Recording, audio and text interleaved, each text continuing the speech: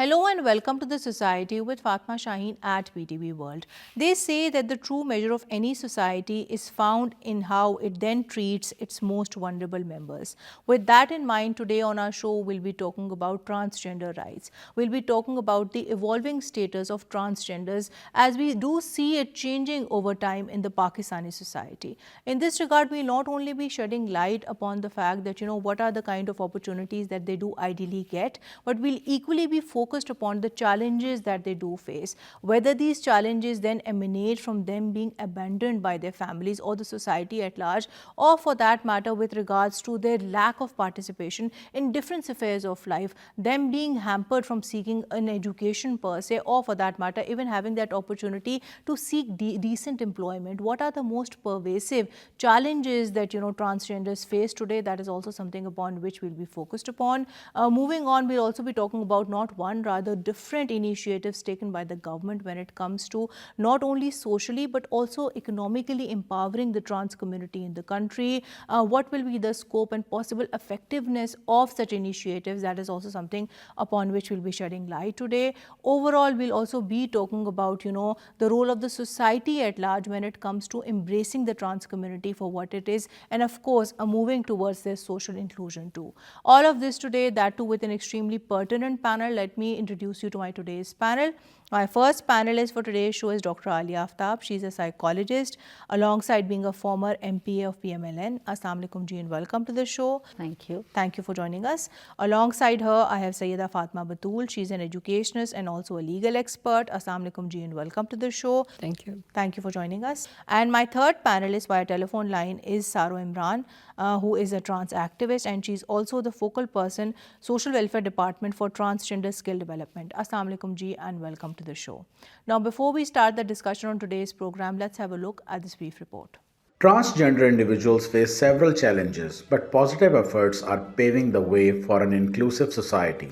Family rejection often leads to emotional isolation, but awareness campaigns and counseling initiatives are helping families understand and accept their transgender members, fostering stronger bonds. In education, while many transgender students face bullying and harassment, schools are introducing inclusive policies, anti-bullying programs, and safe spaces to ensure every child receives an equal opportunity to learn. Economic exclusion remains a significant issue, but progressive companies and organizations are now offering formal employment opportunities, empowering transgender individuals to lead dignified lives.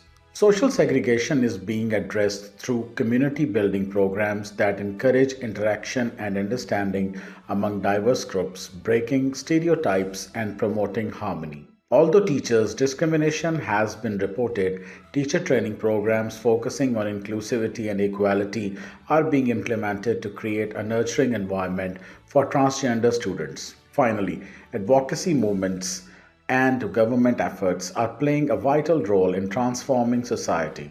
Policies supporting transgender rights through job quotas and healthcare initiatives demonstrate progress.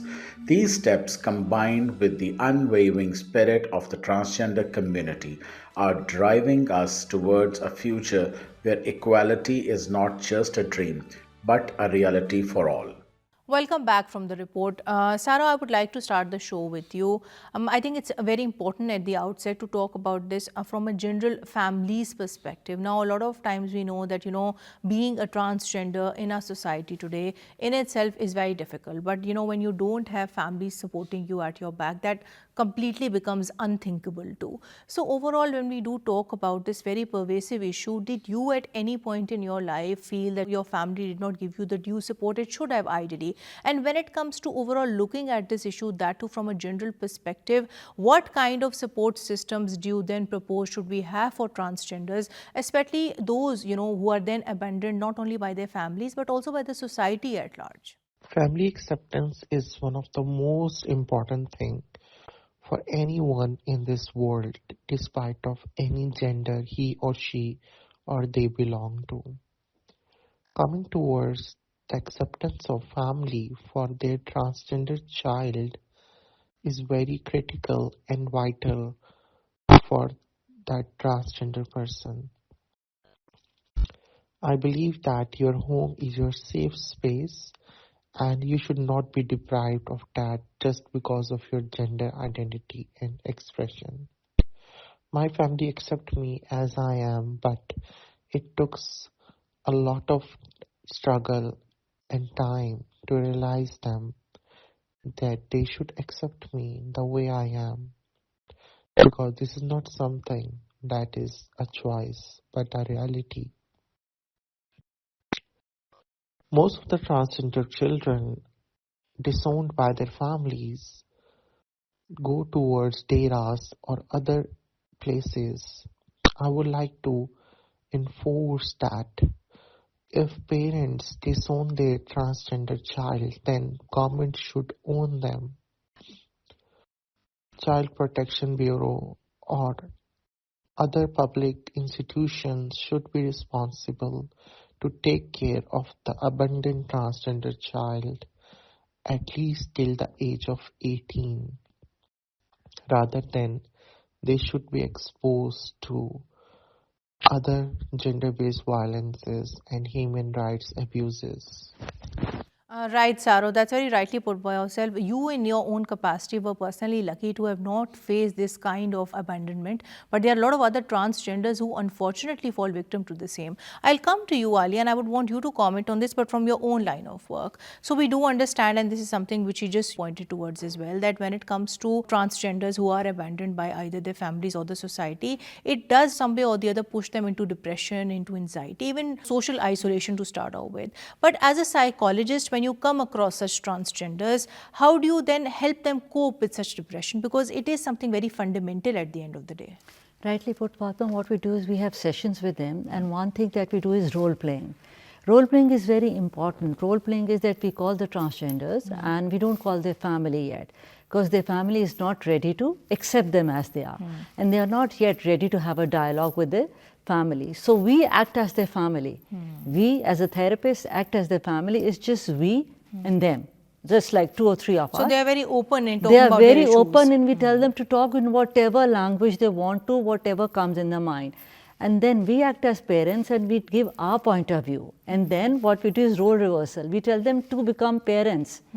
Then they become parents. But do you not feel, I think that's a very intelligent way to look at it, but do you not feel here that parents very actively need to be involved in counseling sessions too? Because in the countries like the US, I was reading that there are very peculiar kind of programs which engage the transgenders' parents too. They are educated about the benefits, accepting the transgender children for who they are and how this would generally not only impact their own psychological well-being, but also their respective children's. That's so important, because that's why we have a role-playing dialogue with them.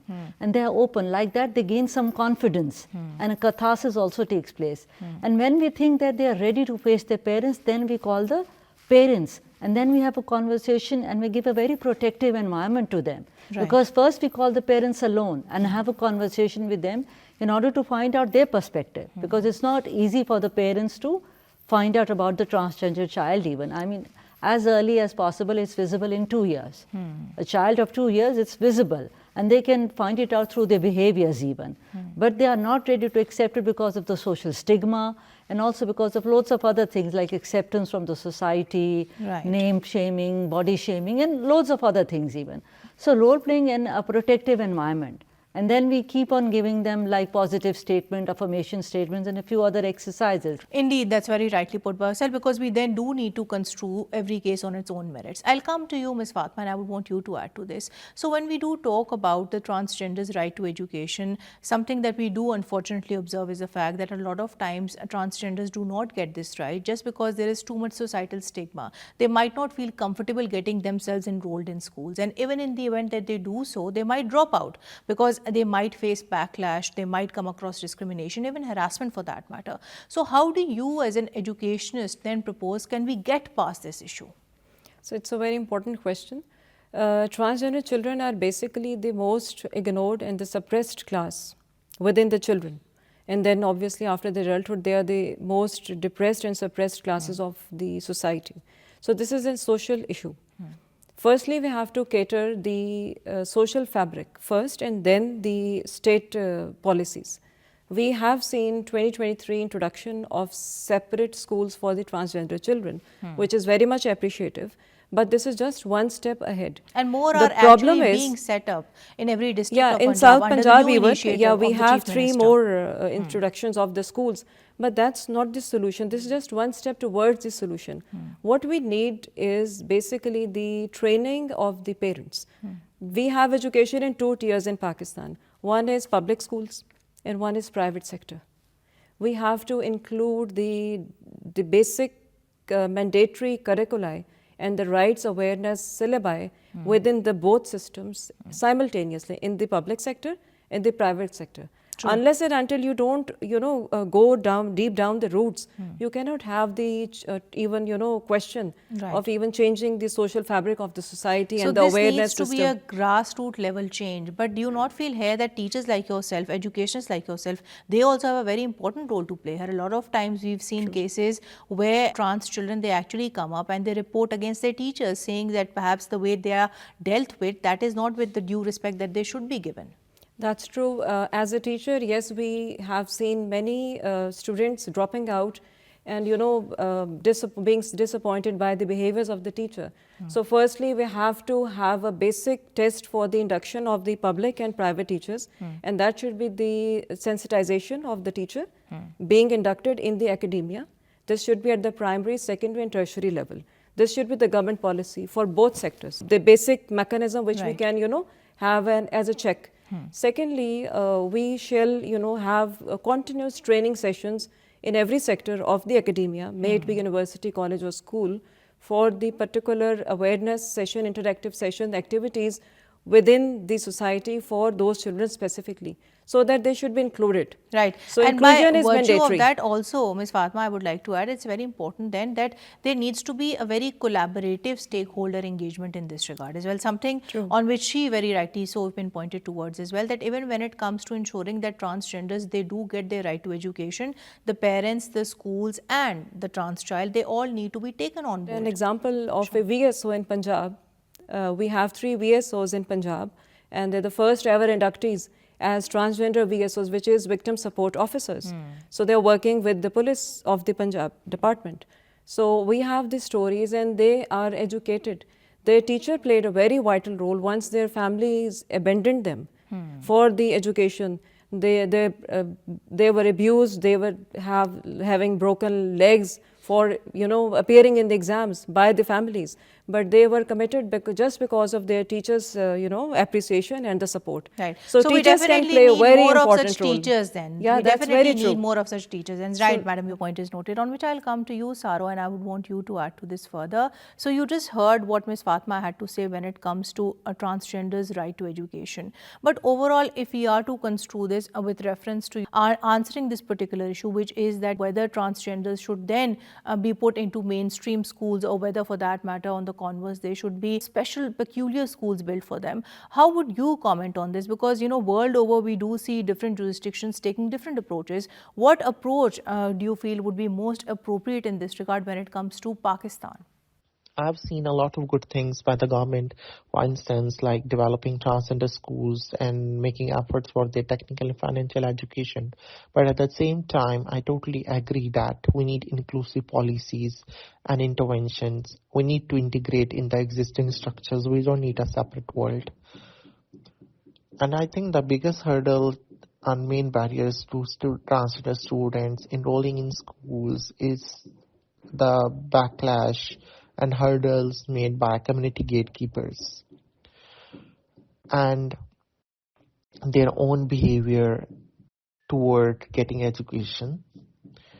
I believe that we need effective policies and interventions and steps to make sure to enroll them in schools. Coming towards the specialized needs, yes, there is specialized needs of transgender people, keeping in view their socioeconomic background, their experiences, traumas, and the incidents that they have gone through. I think that we need to have a very progressive step that needs to be taken for the transgender education by involving the stakeholders in the decision making, that how they want to see the education being provided to the transgender community and on what levels. Right, Saro. But in this regard, it's very pertinent to also mention the fact that we have seen since Education Minister approve Pakistan's first ever transgender education policy draft, which actually aims to very categorically promote inclusivity, reducing barriers faced by transgenders when it comes to accessing education. So definitely, this is that one step which must be given due consideration to. On which I'll come to you, Ms. Fatima, and I would want you to add to this further, more so from the viewpoint of being a lawyer. So when we do talk about this entire concept of having parallel, rather separate schools for transgender children, do you not feel that this in its own self would also amount to being kind of violative of our laws, of our constitution, and even of, for that matter, the SDGs itself, because they all at one level or the other actually advocate for inclusion. They talk of social inclusion of different strata of the Pakistani society. So would not by that virtue having separate schools be completely contrary to that? Yeah, it's a very crucial question. First of all, we have to keep this in mind that the transgender children or the transgender persons are the most repressed and suppressed segment of our society in Pakistan. So to have all their rights, be in full seen, it should be the first step to first segregate them. They must be given highlighted rights in a way that we see in the form of one school which is only for the transgender children. So this is just the first step. This is not violative. This is rather a step towards, getting further more acceptance and more inclusion within the societal fabric. And then, yes, the laws will definitely be helping them in the more inclusivity and the coexistence. These both concepts are basic, coexistence and inclusivity. So I think the next step by the government should be the announcement of some policy or some quota within public and private academia, educational system from the primary, secondary and tertiary level. So the transgenders should be given choices. They want to, get education in the public sector, the private sector with everyone, or they want to have exclusive. They want to go to special schools. So they should be given the rights. Why? Because we see in Pakistan that if being a female girl, we want to send a girl in a girls' school. It's our choice. If we want to go in the co-education, it is our choice. Indeed, that's very rightly put, Vaisal, because this has to be inevitably a matter of discretion for that respective individual too. I'll come to you, Dr. Aliya, and I would want you to add to this. So when we do talk about, several challenges that transgender individuals then face, I think it's also very important to talk about the challenges that mental health care professionals like yourself face too. So a lot of times we do come across doctors or mental health care professionals who might not deal with the transgenders in a way in which they should ideally. They might not show that level of empathy or perhaps compassion towards them. So when it comes to actually complying with given protocols, because I do know such protocols do exist in other parts of the world, does Pakistan have any particular medical healthcare protocols which psychologists or psychiatrists like yourself have to comply with when it comes to treating transgenders? You see, when we talk about Pakistan, there is no company as such that regulates psychology over here. So unfortunately, we would say that no, we have a Pakistan Psychological Association, but as you said, not many people over there also want to work with transgenders, which is really bad, because a psychologist should be very vulnerable to all these things than it is, and they should be ready to work with all class of people. True. But I think we also need some laws regulating psychology, even because there are loads of people working and they don't even know the perspective of psychology. Like, I have worked with loads of transgenders, and I have a friend even who is a transgender. I would like to quote the example of her where it was very difficult. She's a trans woman. She's a trans woman and her parents were really against, and it was really difficult for her to make acceptance over there. But then her parents accepted. It took her about 3 to 4 years to fight with her parents. She went abroad. Her parents were so willing to accept her otherwise that they sent her abroad. She completed her chartered accountancy. And now she's come back to Pakistan and she's working as a chartered accountant. Not only that, in addition to that, we've also seen other very accomplished, transgender individuals actually emerging. People like Nisha Rao, who is Pakistan's first ever lawyer transgender. And then we also have Kami Said, who has made international waves walking the ramp. And she's a very known figure that way as well. But when we talk about the way that mental health care professionals should ideally deal, do you feel that by that virtue, there perhaps need to be some kind of courses given to them, especially when it comes to using the right language, because these are things that transgenders are very sensitive about, when it comes to referring to them, when it comes to tackling their issues, more particularly with the reference of socially including them? You see, the first of all thing is acceptance. We need to give acceptance to them because they are totally neglected and they are not accepted. We need to give training not only to psychologists, but I think to the community also. Parallel. It should be parallel to the community and the psychologists because they are totally ignored. And you know what happens? They developed a lot of mental stigma and they develop suicidal thoughts even. So, and in my opinion, we should talk more about it.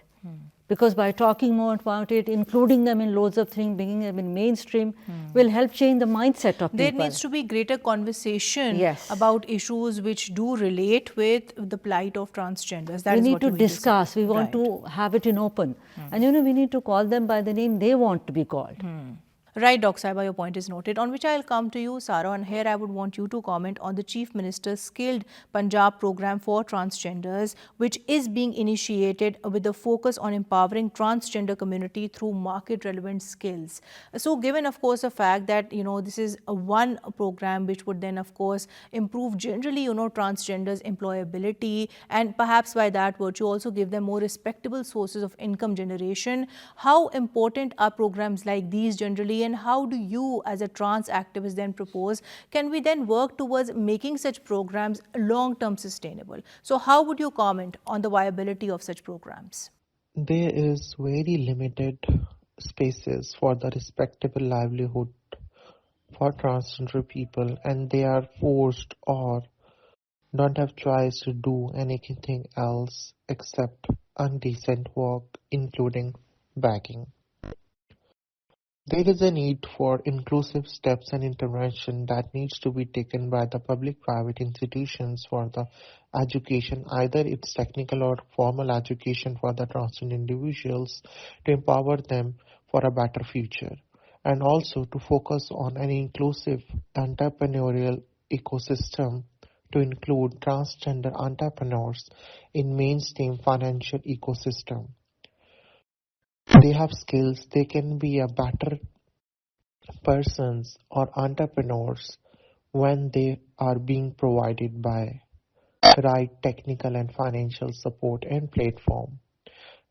And I believe that they will be contributing not only their own communities but also to the development and growth of the country as a taxpayers. But do you not feel here that when it comes to programs like these, greater focus should then be placed on registration of transgenders too? Until and unless they are registered, they wouldn't be able to take advantage of such programs. On which I would want you to comment on this further, not only from the viewpoint of getting yourself registered, but also from the viewpoint of other programs that we do see the government initiating, more particularly the Read, Write, Develop program in Punjab, which actually aims to employ transgender teachers too. So how important are programs like these when it comes to giving, transgenders better employment opportunities, and not only that in the urban areas, but also in the rural areas too? Yeah, that's a very important question. Fortunately, we have the registration process introductions in Pakistan for the transgenders. We have to make it very clear, unless and until you are registered, you cannot be benefited or can't have any kind of advantage by the state. So first, registration is the foremost important awareness program which should be common to their community.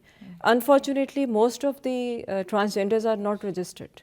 So this is the only reason they are not able to get the most of the benefits by the governments or their initiatives. And this was So something the process which was is actually highlighted. I remember when transgenders are actually included in the Benazir income support program as well. Yeah, that, true. you wouldn't be able to get stipends under it until unless you're registered. So registration is the foremost important thing, because this is your basic right given by the state. So Pakistan as a state will only recognize you if you are registered with the state of Pakistan. So registration is mandatory. But as a teacher, as an educationist, or maybe a part of the society, we all are under the liability to make them aware of this fact. The problem for the registration is twofold. With NADRA, the rules are very clear. Any transgender person can go and have the registration, number one, with the biological father or mother or any sibling, or if they are not willing, in the most cases, the biological families are not coming forward. Right. So then they have initiated this other program, which is the presence and evidence of the guru. So if the guru comes and say, yes, this person lives with me and he has been, living with us since so many years or days whatsoever, they will be granted the registration. So once registration is there, then the all registration process is complete, and then the employment opportunities are open. But in addition to that, when we do talk about the Punjab government's programs, more particularly the one by the name of the Read, Write and Develop program, which has been announced so as to give transgender teachers more employment opportunities, that to in adult education centers, how important are programs like these, not only to do away with the socio-economic challenges that the trans community does face, but at the same time to generally include them in the society? Yeah, these steps and initiatives are very good. At the first chance, yes, these things shall be encouraged. But the problem is it only deals with the public sector. What we need is more employment and more self-empowerment and more financial empowerment of all transgenders living in urban and rural areas.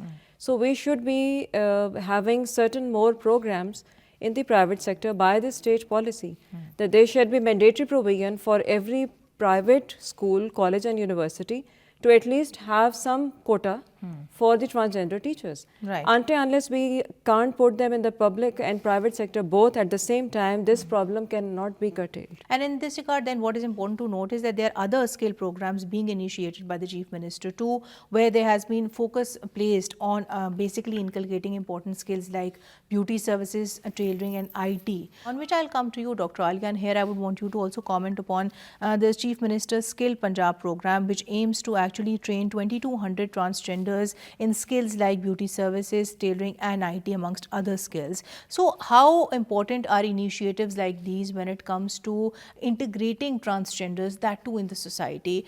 Do you not feel that if we are to make such, skill development programs more successful, at a very basic level, we also need to very actively focus on changing the societal mindset too? Yes. It's very important to change the mindset of the society. And this skill development program is very nice. Beauty parlors and IT. IT is really good. And the transgenders are also quite skilled. But the main thing is that we need to remove the stigma associated with them. And we need to educate the communities, because unless and until we educate the communities and make them also a part, like there should be some transgenders and there should be some other people also. Like, for example, you might be training the transgender to be a beautician, but what if, people or women might not be very comfortable getting their services done from them? That's what I'm saying. So it has to have a multifaceted approach.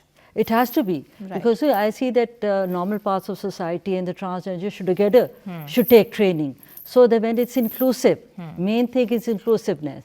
It changes the mindset of the people, it brings acceptance, and when they see, it brings encouragement into the transgender even, because you see the confidence, their self-esteem is totally shattered. They have loads of suicidal thoughts even, suicidal tendencies. And when they regain the acceptance from the society and they are a part of it, I think the skill development program and the financial assets can become really good. They can be more beneficial. They can be a better part of the society. Definitely. And it will help them be contributing members of the society. Contributing members of the society. And plus, when the acceptance is done, we will see that the transgenders will really be good. Right, Dr. Saiba. Coming towards you, Saro, here a very important question on which I would want you to give us your opinion is the fact. Overall, when we do talk about the role of media, we have seen that at one point, media has had a very important role when it comes to highlighting the plight of the trans community in the country. But on the converse, we also see that in cases more than one, media does tend to, in one way or the other, actually stereotype transgenders too. So as a trans activist yourself, how would you comment on the evolving role of media when it comes to giving accurate portrayals of trans community in the country? Media play a very important role for the trans rights movements and sensitizing wider audience. But unfortunately, media has done so much damage to the transgender identities by showing them as an hilarious or funny objects for so long in dramas, shows, or any other platform. But in the recent years, we have seen that media is becoming a little bit more sensitive and responsible and have shown the transgender identities in a serious context. But the damage that already have been done will take a lot of time to recover. Media play a very important role in building the narratives, changing the mindsets. And I think that whenever there should be a role or a space for a transgender character, the transgender individuals should be given that space. Not men or women should be playing the role of a transgender person. Apart from this, I believe that we need to build an inclusive and enabling space in the media context for the gender diversified communities like transgender people to raise their voices and use that platform for advocating for their rights, justice, and empowerment, and to hold the stakeholders accountable for their protection and safety. On which I'll come to you, Dr. Aliya, and moving towards the end of the show. So, to wrap up today's conversation, I think a very important question in this regard would also be the fact that a lot of times we see that transgenders, for reasons beyond their control or even willingly, they tend to somehow internalize the stigma. Yeah. They might not be accepting themselves for who they are. So, how would you, as a psychologist, comment on this very pervasive issue? Because this is an issue which a lot of transgenders actually face. What advice would you give them so as to better cope with such internalized stigma? Because until unless they themselves recognize that yes, this is an issue, they wouldn't actively seek to get intervention that way. You see, the first important thing is that they need to bring acceptance. They are God's creation. They have been made and produced by God. It's not their fault. They were born like this because that's how it. And they are different. That's what I would like to call them. So they need to bring acceptance and they need to be bold. Because unless and until they be bold, because if you don't face these things, what's going to happen? You're going to internalize. And when you internalize, suicidal thoughts come. You do self-harm to yourself even. And this is going to increase their problems. Right. So they need to come out, come to terms with themselves, that they are different from other people. And they are also a very pivotal part of society. Right. We can't ignore them and move forward. So there are loads of other people with them even. So they need to bring acceptance, come to terms, which is not easy. But by a lot of therapeutic sense, and then if they don't want to talk about it, they can write. Right. They can draw something. So basically, all in all, we do need to give them that self-confidence so as to accept them for who they are. And in addition to that, also give them external support. I'll come towards you, Ms. Fatima, and before we conclude today's show. So to wrap up today's conversation, when it comes to analyzing the extent to which we are complying with our international commitments, that too under various treaties and generally our laws as well, to what extent, as a lawyer, do you feel have we done just that, especially when it comes to upholding transgender rights? Because this is a very important part of legal and of course our international commitments. It's a very crucial point that we have to see the international guidelines. After the 18th Amendment, the international domain has been, the part of with the federal government. But yes, as independent provinces, we have to inculcate all the international ratified treaties, guidelines. So we have ICCR, that is the Civil Rights Convention. So transgenders' development, well-being and welfare is the basic question, and we should not be, falling back. Rather, we should be improving and using all those guidelines to give them better environment and inclusive and coexistence within the society, so that they can enjoy their basic civil rights. Right. On which I'll come to you, Saro, and before we conclude today's show. So my last question to you would be that given the fact that you are an extremely accomplished transgender, you're an entrepreneur, and then you have not one, rather quite a few projects on your credit too, what would you deem to be your biggest achievement, and why do you feel is it so important for transgenders not only to indulge in self-acceptance but also in ways more than one to flaunt it? What is your advice to transgenders who might want to make it big but they do unfortunately might not have that ideal resources to do so? I think my biggest achievement till now is the development of Pink Center, that is my social enterprise for economic empowerment of transgender people, specifically transgender women, through entrepreneurship. Because majority of human rights violations happening on the transgender people is because they are financially and economically dependent on their abusers, and abusers can be family, gurus, or anyone else. I think that we need to make efforts to make transgender people financially independent so they can make better choices of their lives. Right, Saro, your point is noted. On which note I would like to conclude today's show. Thank you so much, Dr. Aliya. Thank you so much, Ms. Fatima. And thank you so much, Saro, for your time today. Well, to conclude today's show, we generally spoke about transgender rights as we do see them evolving in the Pakistani society. In this regard, we also spoke about not one, rather quite a few initiatives brought in by the government when it comes to ensuring that, we take transgenders along with us. In this regard, whereas, of course, there's no denying to the fact that, we do have laws and policies in place. We do have not one, rather quite a few government programs and initiatives running so as to socially include them in the society. What we do need to prioritize in this regard is their mainstreaming. What we do need to focus upon in this regard is to actually change those perceptions which discriminate them. And in this, of course, Pakistani media has a very important role to play. We need to stop stereotyping transgenders. We need to start construing them, rather portraying them as contributing members of the Pakistani society. That's it for tonight. Until next time, take care and Allah Hafiz.